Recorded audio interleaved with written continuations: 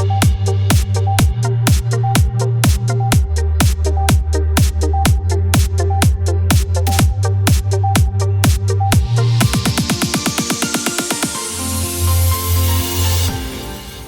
to the August edition of the Commissioner's Corner. I'm your host, Scott Vargo, your county manager, and we are joined by all three of your county commissioners, Elizabeth Lawrence, Tamara Pogue, and Josh Blanchard. Thanks, everybody. We got quite a few things to talk about. We're going to start off with housing. Housing is, of course, one of the biggest issues within the community that we're all facing, and commissioners and county staff are trying hard, along with the towns and others within the community, to try and address the concerns. So, Josh, I think I'll turn it over to you maybe to start and just provide a bit of information about what's going on around housing.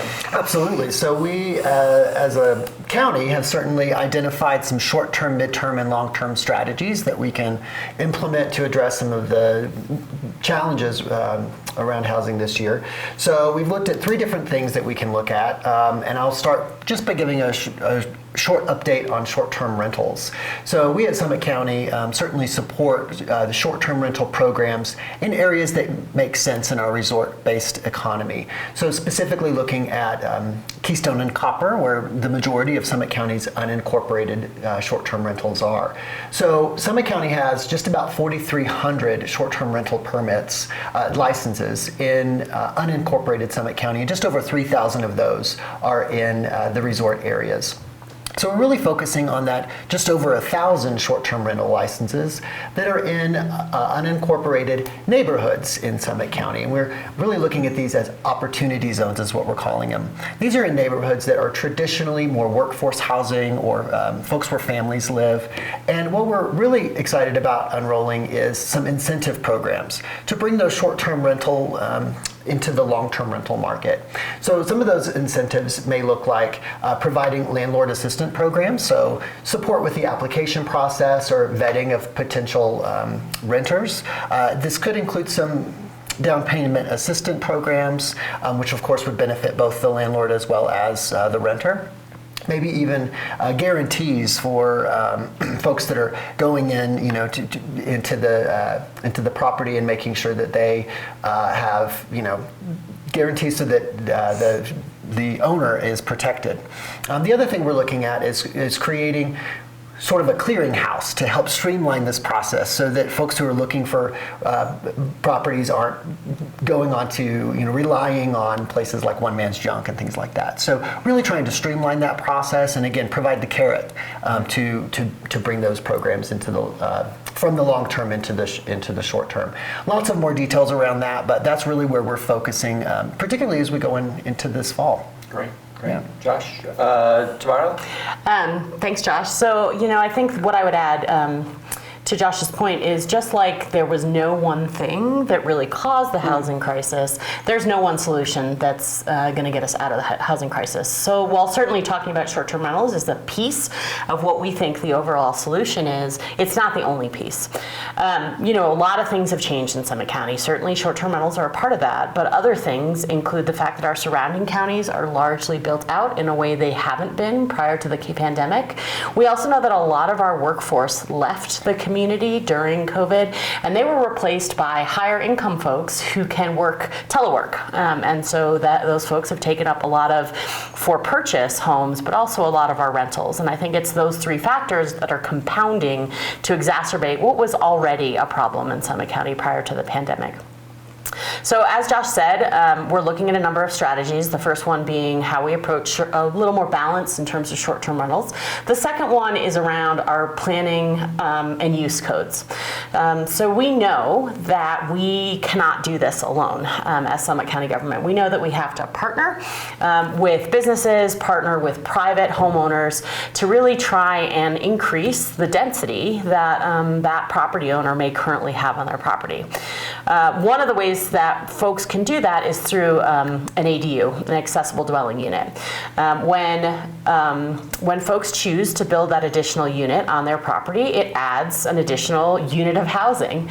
But to do that, we know as Summit County government that we have to change some of our planning and zoning requirements. And so we are currently working on that. We've already voted to waive all of our fees as they relate to building But keep in mind, Summit County government does not control most of the tap fees in this community. So if you are interested in looking at putting an additional unit on your property, you'll still need to work with the water and sewer districts across the county. But we know, secondly, that there's a lot of things in our code that may make it more difficult for folks to build those units. And so over the coming months, we're going to start with our housing code and make some changes there, and then we'll look at our broader codes after that.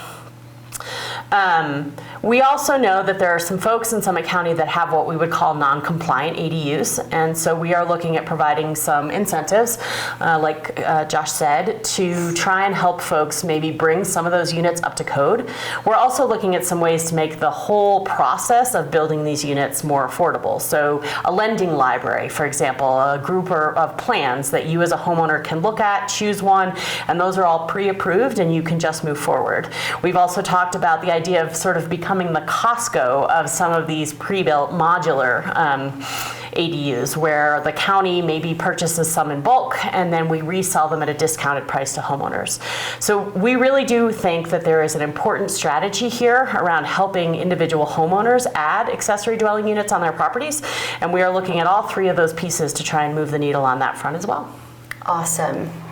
Elizabeth? Yeah, thanks for that, Tamar and Josh. It's certainly a multitude of issues, and what most people probably think of is building, which certainly building is important, but we can't build our way out of this, and that's where those other pieces are so critical. But as far as building, we have a couple of things on the agenda. So first is Wintergreen, big project that the previous BOCC did in conjunction with Vail Resorts in Gorman.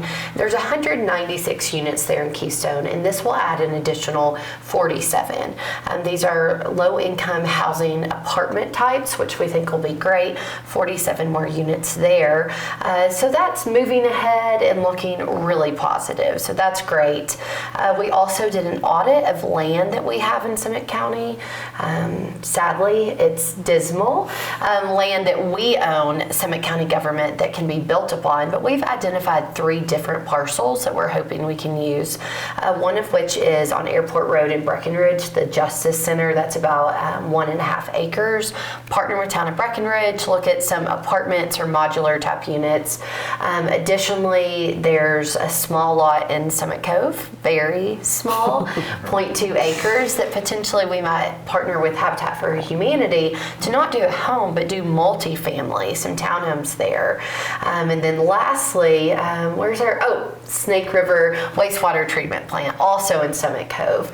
So that's a little over 2 acres, and I drove by that one yesterday, and it looks like a good spot. There's certainly a lot of housing density right there already.